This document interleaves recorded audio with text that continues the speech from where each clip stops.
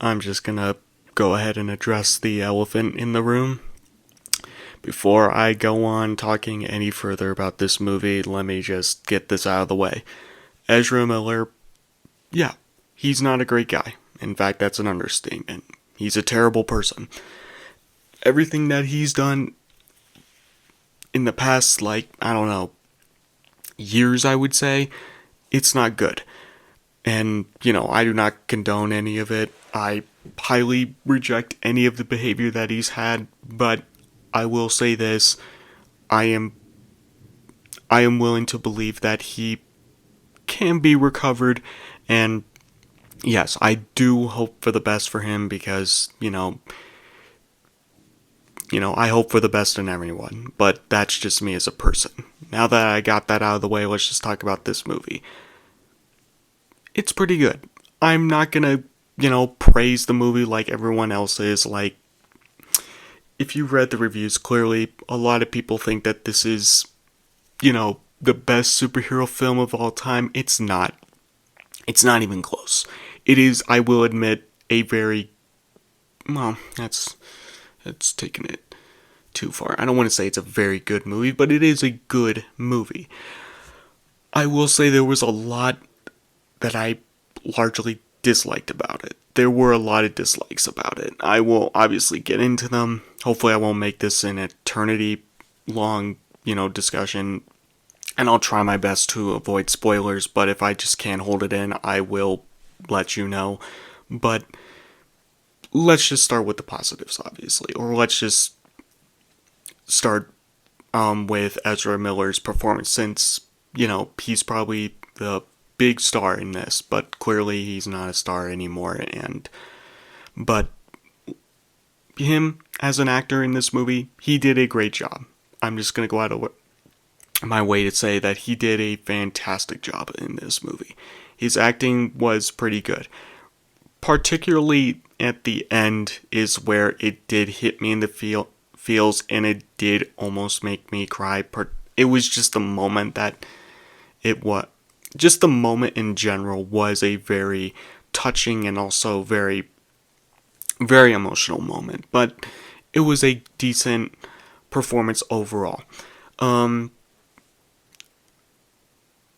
But I will say that the humor is definitely a very big miss. There are some decent jokes here and there, but most of the humor coming from Ezra Miller is not that great.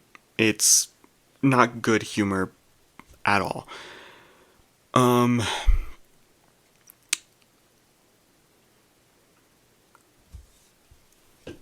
I've just came back from the theater like a couple of hours ago, so sorry if I'm like a bit hazy with my memory of this movie, but I'll try my best to recollect most of this movie, but I'll just overall give my thoughts on the performances. Obviously, I gave my thoughts on Ezra Miller, so everyone else.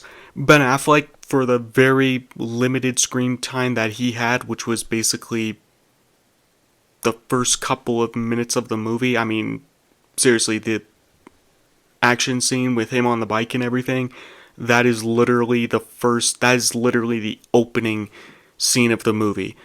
And him talking to Barry, those are the only moments that you truly see Ben Affleck, which is unfortunate because this is supposedly his last DC film. And I don't know, I guess he deserved a much better send off.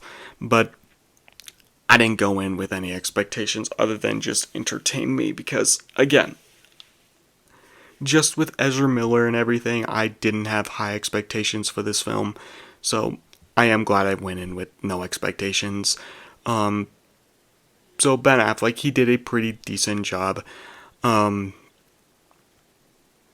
Sasha Cavalier, I can't pronounce her last name to save my own life, but another new celebrity crush for me. But she, again, for the very limited screen time that she had, she killed it as Supergirl. In fact, James Gunn, very unlikely that you're hearing this, but I would say, since he is planning to make another Supergirl movie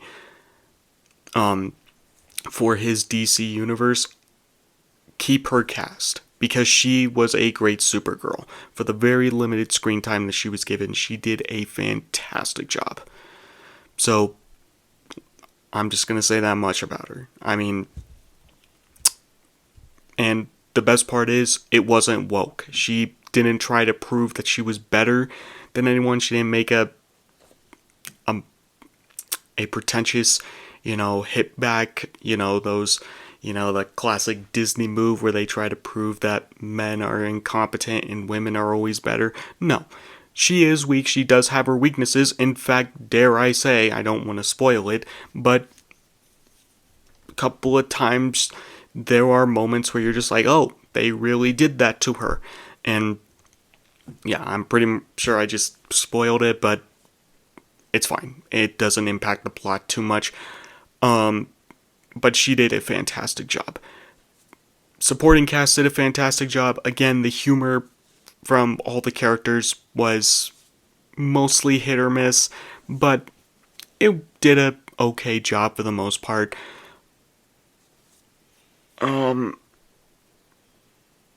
Next to Ezra Miller, let's address the other elephant in the room. If you've seen the movie, which I'm guessing not a whole lot of people are going to see or have seen, just me in general, I was looking forward to this movie, and I really genuinely wanted to see how this movie turned out. So I saw it, obviously, the first showtime in IMAX, which was a very great experience, but I wanted to make sure that I picked the first showtime and see it that day.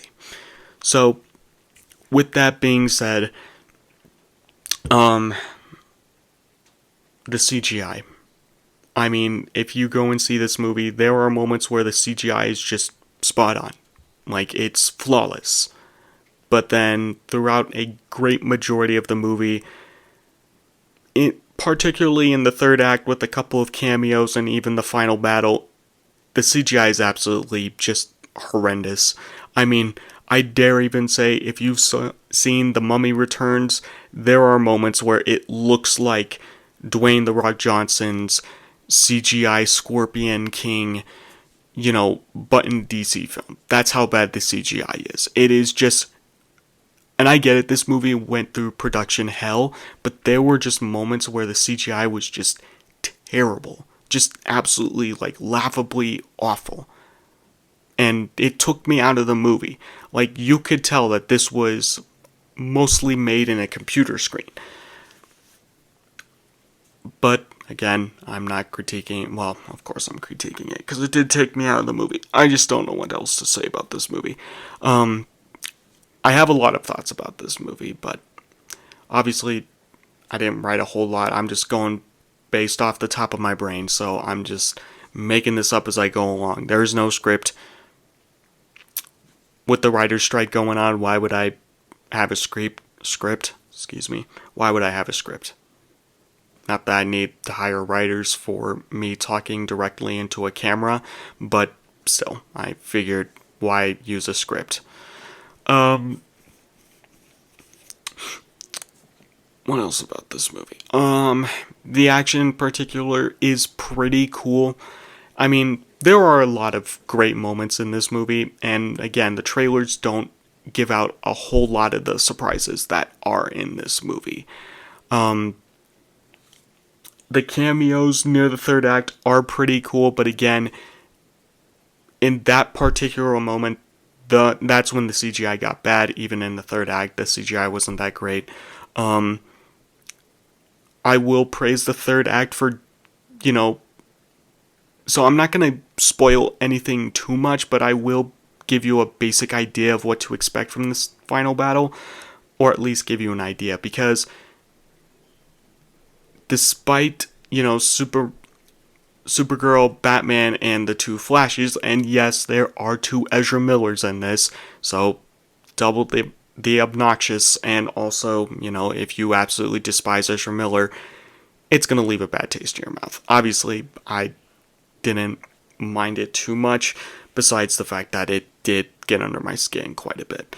But yeah, in the third act, I will say that they did something that not a whole lot of superhero films do. So throughout the final battle, Barry, Batman, and Supergirl, they basically fail. They do not save the day, as you would think. They're not, taking over. Like, you would think that Supergirl would defeat Zod, obviously, but she doesn't. And, in fact, she gets taken down a couple of times. Same with Batman. It's actually very interesting. And, ultimately, with the Flash and the Speed Force, obviously both of them go back through time to try and, fix this in the best way that they can. But, the Speed Force in general, or the way they do time travel, isn't bad. I just wish it was. With this being a 2.5 hour movie, I wish they had a lot more time dedicated to the Speed Force, or at least to the multiverse. Just so we can get more of an idea, because technically this is DC's first multiverse movie, like a No Way Home type of scenario, and yet it's just done in a very messy sort of way that kind of, I don't know, it's very weird, and it does take some time. Like, you really have to, think, okay, what am I looking at here? And it's done in a unique way, I will say that much. But, yeah, and then in the final battle, you do get Dark Flash, which is a character that I do like from the comics. I was a big comic book reader, obviously, with the newer Marvel and DC films coming out, particularly the new DC films. I'm getting back into the comic book reading, which is something I never thought I would say, but I am going back into the comic book reading just to, because some of those stories are pretty entertaining and do something really cool with the genre. And a lot of people assume that comic books are only for children or adults with minds of children. But honestly, they do present very dark and complex themes. Maybe not with Marvel, but with DC for sure that they do that. I got an itch. But yeah, the final battle was because you don't expect, the big three to get taken out so easily. But to be fair, you got a Batman that's been retired, a Supergirl that, was literally, to be fair, just born, just got her powers that day, and was asked to join a battle. And you got a Flash that barely knows how to use his power. So, it's done in a way that not a whole lot of superhero films do, which I do appreciate. Because your average superhero film would probably make them, just have that final battle in the desert. And have them ultimately, save the day. So, that was done in a very cool way. And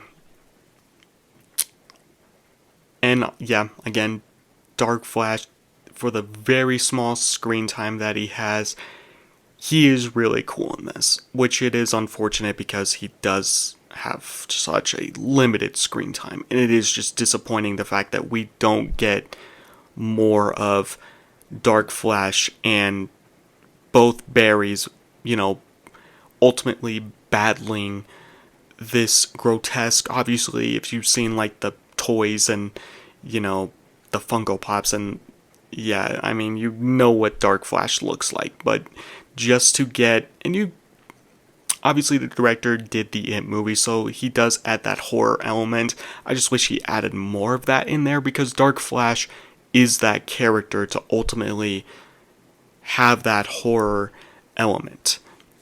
But yeah, I just wish they got more of a, final battle, I guess you could say. Because it did feel anticlimactic in a way, but we did get a nicely done scene where, Ezra Miller shows off his decent acting skills. So there's that. But yeah, the first half of the movie is basically just setting up the multiverse, and the best way I can describe it is an hour into the movie, you do get Michael Keaton's Batman, but that first hour I struggled through because the jokes weren't hitting for me as much as I thought that they would. And also on top of that, you get two Ezra Millers, and one of them is ever so slightly mature, and then, obviously the one from the alternate reality, he has this obnoxious laugh, and I don't know. And at one point, Ezra Miller's, regular Flash, he suddenly realizes and has a little bit of a self-awareness moment where he's like, oh, right, am I really that obnoxious? Sure, that's cute, that's fine, it's whatever. But yeah, there was just like, God, the humor in this just, it got under my skin, but I didn't let it defeat me. I didn't want it to like ruin the movie for me, because again, once you get to Michael Keaton's, Batman, and you get introduced to the Batcave, and, the music kicks in, you get, Danny Elfman's Batman theme just updated, but not updated in a bad way. It's updated like you hear it the exact same, just ever so slightly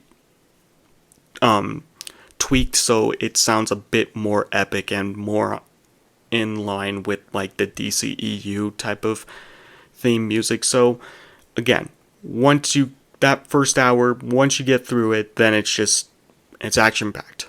It's jam packed with action, even from the very beginning. I mean, and again, I wasn't a big fan of the beginning. Man, there is a lot that I can critique here, but I do like the movie. I'm just gonna get that out of the way. I do ultimately like the movie. I just have a lot of issues with it. I'm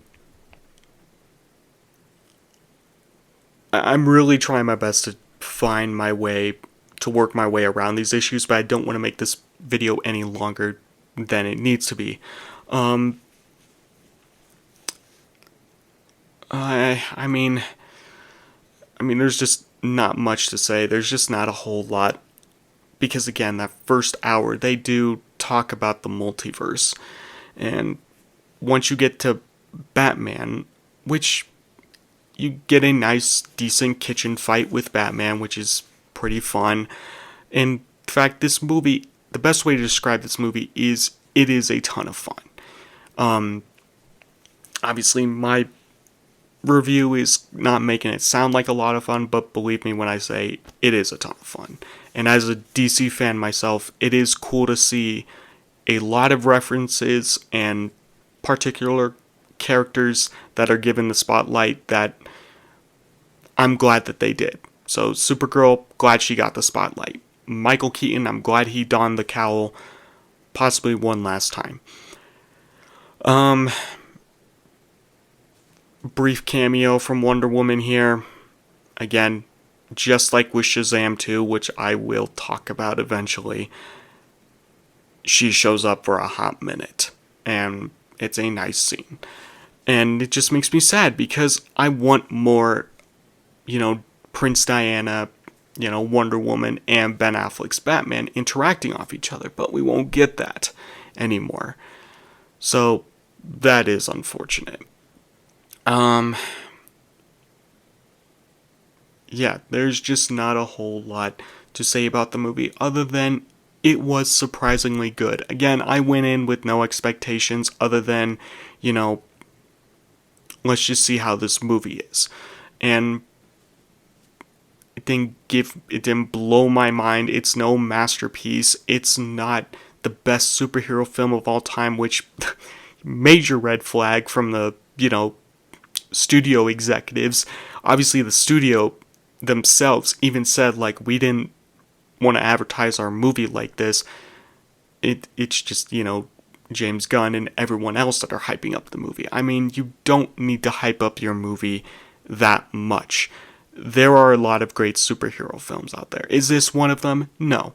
It does fall in the camp of really good superhero films, or decent superhero films, or much more surprising superhero films. These are one of those DC films that you'd watch and you'd you'd be glad that you watched it. Um, I'd say it doesn't do. I'd say the one thing that disappoints me the most is the fact it doesn't do a very clear, concise job that it resets the DC resets the DC universe. I almost said the DCEU, but somehow it just doesn't do what I was hoping it was gonna do, or what James Gunn said it was gonna do. Like the one point he explicitly made was that this does reset the DC universe. But yeah, it doesn't feel that way. And maybe, obviously we got Blue Beetle and Aquaman 2 coming up, so maybe you get more of like that universe, but ultimately, yes, you don't get a whole lot of, resetting in this. There are a couple of callbacks to, the Snyderverse and Zack Snyder's Justice League, which, thank God, for me, good.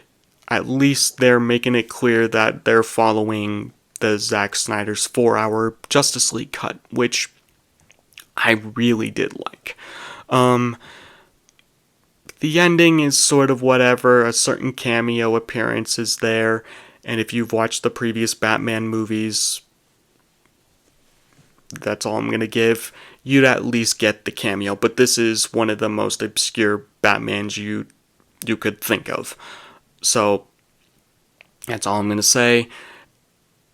And that's the closest that you get to a reset. But yet, it's whatever. I can go on for days talking, or I can go on for hours talking about it, but that's not what my videos are about. Obviously, people don't want to be sitting here listening to me, just spout random mumbo jumbo. The last thing I do want to mention about The Flash is that the running in this. So for me, even in the Flash TV show, which I've only seen a couple of episodes in, and yes, I will eventually get through that series, but even in the TV show, the little animated movies, the way he runs is always goofy, and this movie's no exception.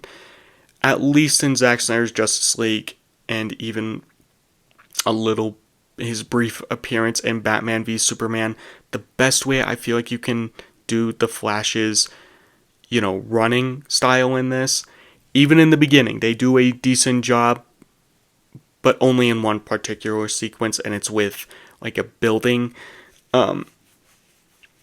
So the best way I feel like you can handle the Flash's running is if he does big, long strides. And that may sound weird, but believe me, if you saw his running in this, all I'm going to say is the way he runs, he might as well be Plastic Man. I mean, he's throwing his arms like that. He's going like this. I mean, he looks like he's flinging his arms around.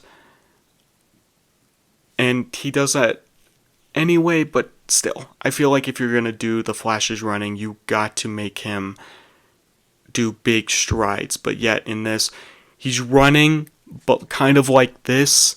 I don't know how to replicate it, but it's done in a very awkward way. And still, they don't know how to translate that. But anyway, that is how I'm going to conclude it. That's the last criticism I'm going to give it. Again, let me just wrap this up very briefly. The movie's good.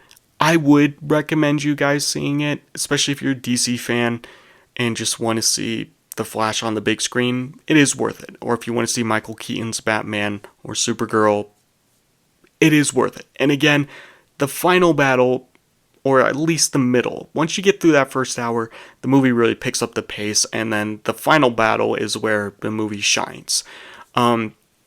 It's no masterpiece. I do think that it is much better than I thought it was going to be, but it's just not the masterpiece that not Warner Brothers, but what a lot of people hyped it up to be. But it is a really, really cool movie to see. So, with that being said, if people happen to see it, I'm curious to see what other people have thought about it, because, maybe I missed something. Maybe they saw something that maybe I didn't see. But just let me know. Anyway, that's about it. See ya.